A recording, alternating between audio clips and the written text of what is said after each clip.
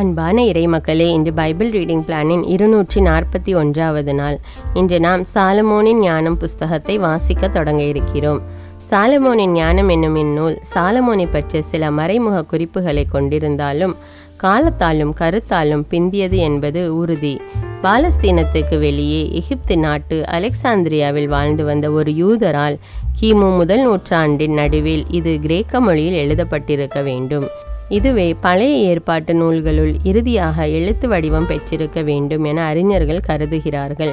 பாலஸ்தீனத்துக்கு வெளியே வாழ்ந்து வந்த யூதர்களுள் சிலர் கிரேக்க மொழி, மெய்யியல், பண்பாடு, வழிபாட்டு முறை, வாழ்க்கை முறை முதலியவற்றின் மீது அளவற்ற நாட்டம் கொண்டதோடு யூத மறையை விட கிரேக்கர்களின் மறைவான சமய சடங்குகள் உயர்ந்தவை என்னும் தவறான எண்ணத்தால் தூண்டப்பெற்று யூத மறையை கைவிட்டனர். இவர்கள் யூத மறைக்கு மனம் மாறி வர அழைப்பு விடுப்பதே இந்நூல் ஆசிரியரின் முதன்மை நோக்கம். அதே நேரத்தில் யூத கோட்பாடுகளில் பிடிப்போடு இருந்தவர்களை ஊக்கப்படுத்தி உறுதிப்படுத்துகிறார் ஆசிரியர். விசுவாசத்தில் தளர்ந்து தடுமாற்ற நிலையில் இருந்தவர்களை எச்சரிக்கிறார். கிரேக்கருடைய சிலை வழிபாட்டின் மூடத்தனத்தை அடையாளம் காட்டுவதோடு ஆண்டவர் மீது அச்சம் கொள்வதே, அவரது திருச்சட்டத்தின்படி ஒழுகுவதே உண்மையான உயரிய ஞானம் என்று கோடிட்டு காட்டி யூத மறையை தழுவுமாறு வேற்றினத்தாரை தூண்டுகிறார். கிரேக்கருக்கு கிரேக்க சூழலிலும் வாழ்ந்து வந்த யூதருக்கும் யூத நெறி கோட்பாடுகளை விளக்க எழுந்த இந்நூலில் கிரேக்க மெய்யியல், நடை, சொல்லாட்சி முதலியன மிகுதியாக காணப்படுகின்றன. முழு நூலும் இனிய கவிதை நடையில் அமைந்துள்ளது. நூலின் இறுதி பகுதி யூத போதகர்கள் கையாண்டு வந்த விவிலிய விளக்க முறையான மித்ராஷ் என்னும் இலக்கிய வகைக்கு சிறந்த எடுத்துக்காட்டு. இன்று நாம் சாலமோனின் ஞானம் அதிகாரம் 1 முதல் 4 வரை வாசித்து அறிய இருக்கிறோம். சாலமோனின் ஞானம் அதிகாரம் 1. ஞானமும் மனிதரின் முடிவும். நீதியை தேடுதலே இறைவாமைக்கு வழி. மண்ணுலகை ஆள்பவர்களே, நீதியின் மேல் அன்பு செலுத்துங்கள். நல்மனத்துடன் ஆண்டவரை பற்றி நினைத்திடுங்கள். நேர்மையான உள்ளத்துடன் அவரை தேடுங்கள். அவரை சோதியாதோர் அவரை கண்டடைகின்றனர். அவரை நம்பினோருக்கு அவர் தம்மை வெளிப்படுத்துகின்றார். நெறிகெட்ட எண்ணம் மனிதரை கடவுளிடமிருந்து பிரித்துவிடும். அவரது ஆற்றல் சோதிக்கப்படும் பொழுது அது அறிவியலிகளை அடையாளம் காட்டிவிடும். வஞ்சனை நிறைந்த ஆன்மாவில் ஞானம் நுழைவதில்லை. பாவத்திற்கு அடிமையான உடலில் ஞானம் குடிகொள்வதில்லை. நற்பயிற்சி பெற்ற உள்ளம் வஞ்சனையினின்று விலகியோடும். அறிவற்ற எண்ணங்களை விட்டு அகலும். அநீதி என் அணுகுகையில் அது நாணி ஒதுங்கும். ஞானம் மனித நேயமுள்ள ஆவி ஆயினும் இறைவனை பழிப்போரை அது தண்டியாமல் விடாது. கடவுள் அவர்களுடைய உள்ளுணர்வுகளின் சாட்சி. உள்ளத்தை உள்ளவாறு உற்று நோக்குபவர். நாவின் சொற்களை கேட்பவரும் அவரே. ஆண்டவரின் ஆவி உலகை நிரப்பியுள்ளது. அனைத்தும் ஒருங்கிணைக்கும். அந்த ஆவி ஒவ்வொரு சொல்லையும் அறிகின்றது. நேர்மையற்றதை பேசுவோர் மறைந்திருக்க முடியாது. தண்டனை வேளையில் நீதி நின்று தப்ப முடியாது. இறைப்பற்றில்லாதோரின் சூழ்ச்சிகள் நுணுகி ஆராயப்படும். அவர்களுடைய சொற்கள் ஆண்டவரின் காதுக்கு எட்டும். அவர்களுடைய நெறிகெட்ட செயல்கள் கண்டிக்கப்படும். விழிப்புடைய காது அனைத்தையும் கேட்கின்றது. முறையீடுகளின் முணுமுணுப்பு செவிக்கு எட்டாமல் போவதில்லை. பயனற்ற முணுமுணுப்பு பற்றி எச்சரிக்கையாக இருங்கள். பழி சொல் கூறாது உங்கள் நாவை அடக்குங்கள். ஏனெனில் மறைவாய் பேசிய எதுவும் விளைவின்றி போகாது. பொய் சொல்லும் வாய் ஆன்மாவை கொல்லும். நெறி தவறிய வாழ்வால் சாவை வரவேற்று கொள்ளாதீர்கள். உங்கள் செயல்களாலேயே அழிவை வருவித்து கொள்ளாதீர்கள். சாவை கடவுள் உண்டாக்கவில்லை. வாழ்வோரின் அழிவில் அவர் மகிழ்வதில்லை. இருக்க வேண்டும் என்பதற்காகவே அவர் அனைத்தையும் படைத்தார். உலகின் உயிர்கள் யாவும் நலம் பயப்பவை. அழிவை தரும் நஞ்சு எதுவும் அவற்றில் இல்லை. கீழுலகின் ஆட்சி மண்ணுலகில் இல்லை. நீதிக்கு இறப்பு என்பது இல்லை. இறைப்பற்றில்லாதவர்கள் வாழ்வை நோக்கும் முறை. இறைப்பற்றில்லாதவர்கள் தங்கள் செயலாலும் சொல்லாலும் இறப்பை வரவழைத்தார்கள். அதை நண்பனாக கருதி அதற்காக ஏங்கினார்கள். அதனோடு ஒப்பந்தம் செய்து கொண்டார்கள். அதனோடு தோழமை கொள்ள அவர்கள் பொருத்தமானவர்களே. சாலமோனின் ஞானம் அதிகாரம் 2. இறைப்பற்றில்லாதவர்கள் தவறாக கணித்து உள்ளத்தில் பின்வருமாறு சொல்லிக் கொண்டார்கள். நம் வாழ்வு குறுகியது, துன்பம் நிறைந்தது. மனிதரின் முடிவுக்கு மாற்று மருந்து எதுவும் இல்லை. கீழுலகிலிருந்து யாரும் மீண்டதாக கேள்விப்பட்டதில்லை. தற்செயலாய் நாம் பிறந்தோம். இருந்திராதவர் போல் இனி ஆகிவிடுவோம். நமது உயிர் மூச்சு வெறும் புகையே. அறிவு நம் இதய துடிப்பின் தீப்பொறியே. அது அணையும் பொழுது உடல் சாம்பலாகிவிடும். ஆவியோ காற்றோடு காற்றாய் கலந்துவிடும். காலப்போக்கில் நம் பெயர் மறக்கப்படும். நம் செயல்களை நினைவு கூற மாட்டார்கள். நம் வாழ்வு முகில் போல கலைந்து போகும்.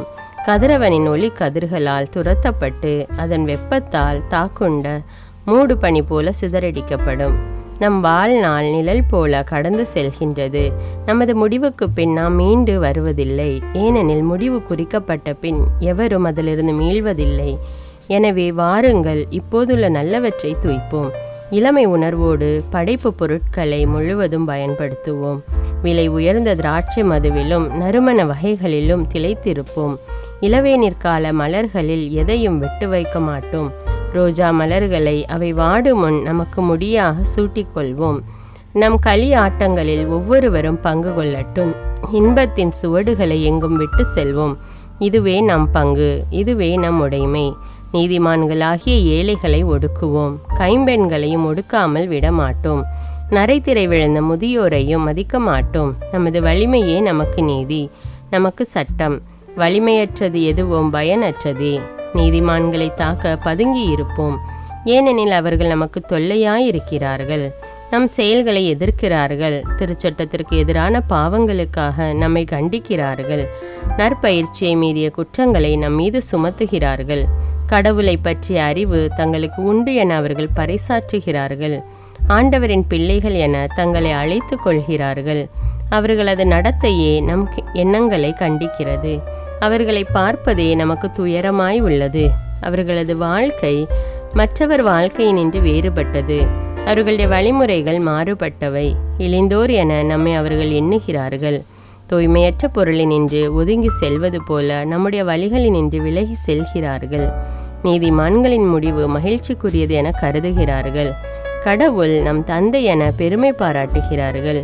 அவர்களுடைய சொற்கள் உண்மையா என கண்டறிவோம். முடிவில் அவர்களுக்கு என்ன நிகழும் என ஆய்ந்தறிவோம்.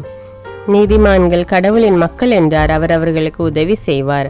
பகைவரிடமிருந்து அவர்களை விடுவிப்பார். அவர்களது கனிவினை கண்டுகொள்ளவும் பொறுமையை ஆய்ந்தறியவும் வசைமொழி கூறியும் துன்புறுத்தியும் அவர்களை சோதித்தறிவோம். இழிவான சாவுக்கு அவர்களை தீர்ப்பிடுவோம். ஏனெனில் தங்கள் வாய்மொழிப்படி அவர்கள் பாதுகாப்பு பெறுவார்கள். இறைப்பற்றில்லாதவர்கள் இவ்வாறு எண்ணி நெறி தவறி சென்றார்கள். அவர்களின் தீயொழுக்கமே அவர்களை பார்வையற்றோர் ஆக்கிவிட்டது. அவர்களின் கடவுளின் மறைவான திட்டங்களை அறியவில்லை. தூய வாழ்வுக்கு கைமாறு உண்டு என்று நம்பவில்லை. மாசற்றவர்களுக்கு பரிசு கிடைக்கும் என்று உய்த்துணரவில்லை. கடவுள் மனிதர்களை அழியாமைக்கென்று படைத்தார். தம் சொந்த இயல்பின் சாயலில் அவர்களை உருவாக்கினார். ஆனால் அழகையின் பொறாமையால் சாவு உலகில் நுழைந்தது. அதை சார்ந்து நிற்போர் இறப்புக்கு உள்ளாவர். சாலமோனின் ஞானம் அதிகாரம் 3. நல்லார் பொல்லாரின் முடிவு. நீதிமான்களின் ஆன்மாக்கள் கடவுளின் கையில் உள்ளன. கடன் தொல்லை எதுவும் அவர்களை தீண்டாது. அறிவியலிகளின் கண்களில் இருந்தவர்களைப் போல் அவர்கள் தோன்றினார்கள். நீதிமான்களின் பிரிவு பெருந்துன்பமாக கருதப்பட்டது. அவர்கள் நம்மை விட்டு பிரிந்து சென்றது பேரழிவாக கருதப்பட்டது. அவர்களோ அமைதியாக இளைப்பாறுகிறார்கள். மனிதர் பார்வையில் அவர்கள் தண்டிக்கப்பட்டாலும் இரவாமையில் அவர்கள் உறுதியான நம்பிக்கை கொண்டுள்ளார்கள். சிறிதளவு அவர்கள் கண்டித்து திருத்தப்பட்ட பின் பேரளவு கைமாறு பெறுவார்கள். கடவுள் அவர்களை சோதித்தறிந்த பின் அவர்களை தமக்கு தகுதியுள்ளவர்கள் என்று கண்டார். பொன்னை உலையில் இட்டு புடமிடுவது போல் அவர் அவர்களை புடமிட்டார். எரிபலி போல் அவர்களை ஏற்றுக்கொண்டார். கடவுள் அவர்களை சந்திக்க வரும்போது அவர்கள் ஒளி வீசுவார்கள். அரிதால் நடுவே தீப்பொறி போல பறந்து சுடர் விடுவார்கள். நாடுகளுக்கு தீர்ப்பு வழங்குவார்கள். மக்கள் மீது ஆட்சி செலுத்துவார்கள். ஆண்டவரோ அவர்கள் மீது என்றென்றும் அரசாழ்வார். அவரை நம்புவோர் உண்மையை அறிந்து கொள்வர். அன்பில் நம்பிக்கை கொள்வோர் அவரோடு நிலைத்திருப்பர். அருளும் இரக்கமும் அவர் தேர்ந்து கொண்டோர் மீது இருக்கும். ஆனால் இறைப்பற்றில்லாதவர்கள் தங்கள் எண்ணங்களுக்கு ஏற்ப தண்டிக்கப்படுவார்கள். ஏனெனில் அவர்கள் நீதிமான்களை புறக்கணித்து ஆண்டவரை எதிர்த்தார்கள். ஞானத்தையும் நற்பயிற்சியையும் இகழ்பவர்கள் இரங்கத்தக்கவர்கள். அவர்களது நம்பிக்கை வீணானது. அவர்கள் உழைப்பு வெறுமையானது. அவர்களின் செயல்கள் பயனற்றவை. அவர்களுடைய மனைவியர் அறிவற்றவர்கள். அவர்களின் பிள்ளைகள் தீயவர்கள். அவர்களுடைய வழிமரபினர் சபிக்கப்பட்டவர்கள். தூய்மை இழக்காத தவறான உடலுறவு கொள்ளாத மலடி பேறு பெற்றவர். மனிதரை கடவுள் சந்திக்க வரும்போது அப்பெண் கனி தருவார். நெறிகெட்ட செயல்களை செய்யாத ஆண்டவருக்கு எதிராக தீயவற்றை திட்டமிடாத அன்னகர்களும் பேறு பெற்றோர். அவர்களது பற்றுறுதிக்கு சிறப்பு கைமாறு வழங்கப்படும். ஆண்டவரின் கோவிலில் அவர்களுக்கு இனிமை மிக்க பங்கு அளிக்கப்படும். நல்ல உழைப்பின் பயன் புகழ்ச்சிக்குரியது. அறிவுத்திறனின் ஆணிவேர் அசைவுறாதது. விபச்சாரிகளின் மக்கள் முதிர்ச்சி அடைய மாட்டார்கள். தவறான உடல் உறவால் பிறப்பவர்கள் வேரோடு அழிவார்கள். அவர்கள் நீண்ட நாள் வாழ்ந்தாலும் அவர்களை யாரும் பொருட்படுத்த மாட்டார்கள். முதுமையின் இறுதி கட்டத்திலும் அவர்கள் மதிப்பு பெற மாட்டார்கள். அவர்கள் இளமையில் இறந்தால் அவர்களுக்கு நம்பிக்கை இராது. தீர்ப்பு நாளில் ஆறுதல் கிடைக்காது. நேர்மையற்ற தலைமுறையின் முடிவு மிக கொடியது. சாலமோனின் ஞானம் அதிகாரம் 4. ஒருவருக்கு மகப்பேறு இல்லாவிடனும் நற்பண்பு இருந்தால் அதுவே சிறந்தது. நற்பண்பின் நினைவு என்றும் அழியாதது. அது கடவுளாலும் மனிதராலும் கண்டுணரப்படும். அந்நினைவு பசுமையாயிருக்கும் பொழுது மாந்தர் அதனை பின்பற்றி நடப்பர். அது நீங்கியதும் அதற்காக ஏங்குவர். மாசற்ற பரிசுகளுக்காக நற்பண்பு போராடி வெற்றி வாகை சூடி காலமெல்லாம் பீடு நடை போடுகிறது. இறைப்பற்றில்லாதவர்கள் எண்ணற்ற பிள்ளைகளை ஈன்ற போதிலும் அவர்கள் தளிர்ப்பதில்லை. மன வாழ்க்கைக்கு புறம்பே பிறந்த வழிமரபு ஆழமாய் வேரூன்றுவதில்லை, உறுதியாய் நிற்பதும் இல்லை. சிறிது காலம் அவர்கள் கிளைவிட்டு செழித்தாலும் உறுதியற்றவர்களாய் காற்றினால் அலைகழிக்கப்படுவார்கள்.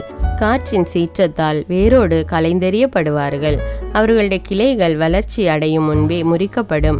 அவர்களுடைய கனிகள் பயனற்றவை. உண்பதற்கு ஏற்ற அளவு பழுக்காமையால் அவை பாழாய் போகும். முறைகேடாக பிறந்த பிள்ளைகளே தீர்ப்பு நாளில் தங்கள் பெற்றோரின் கூடா ஒழுக்கத்திற்கு சாட்சிகளாய் இருப்பார்கள். நீதிமான்களின் எதிர்பாராத முடிவு. நீதிமான்கள் உரிய காலத்துக்கு முன் இறந்தாலும் இளைப்பாற்றி அடைவார்கள். முதுமையின் மதிப்பு நீடிய வாழ்வினால் வருவதன்று. ஆண்டுகளின் எண்ணிக்கை அதற்கு அளவுகோலன்று. ஞானமே மனிதருக்கு உண்மையான நரைதிரை. குற்றமற்ற வாழ்க்கையே உண்மையான பழுதற்ற முதுமை. நீதிமான் ஒருவர் இறைவனுக்கு ஏற்புடையவராகி அவருடைய அன்பை பெற்றார். பாவிகள் நடுவில் வாழ்ந்து கொண்டிருந்த பொழுதே அவரால் எடுத்துக்கொள்ள பெற்றார். தீமை அவரது அறிவு கூர்மையை திசை திருப்பாமல் இருக்கவும், வஞ்சகம் அவரது உள்ளத்தை மாசுபடுத்தாமல் இருக்கவுமே அவர் எடுத்துக்கொள்ள பெற்றார். தீமையின் கவர்ச்சி நன்மையானவற்றை மறைத்து விடுகிறது. அலைக்கழிக்கும் இச்சை மாசற்ற மனத்தை கெடுத்து விடுகிறது. அந்த நீதிமான் குறுகிய காலத்தில் நிறைவு எய்தினார். நீண்ட வாழ்வின் பயனை அடைந்தார். அவரது ஆன்மா ஆண்டவருக்கு ஏற்புடையதாய் இருந்தது. தீமை நடுவே நின்று ஆண்டவர் அவரை விரைவில் எடுத்துக்கொண்டார். மக்கள் இதை பார்த்தார்கள், ஆனால் புரிந்து கொள்ளவில்லை. ஆண்டவர் தாம் தேர்ந்து கொண்டோர் மீது அருளும் இரக்கமும் காட்டுகின்றார். தம் தூயவர்களை சந்தித்து மீட்கிறார் என்பதை அவர்கள் மனத்தில் ஏற்கவும் இல்லை.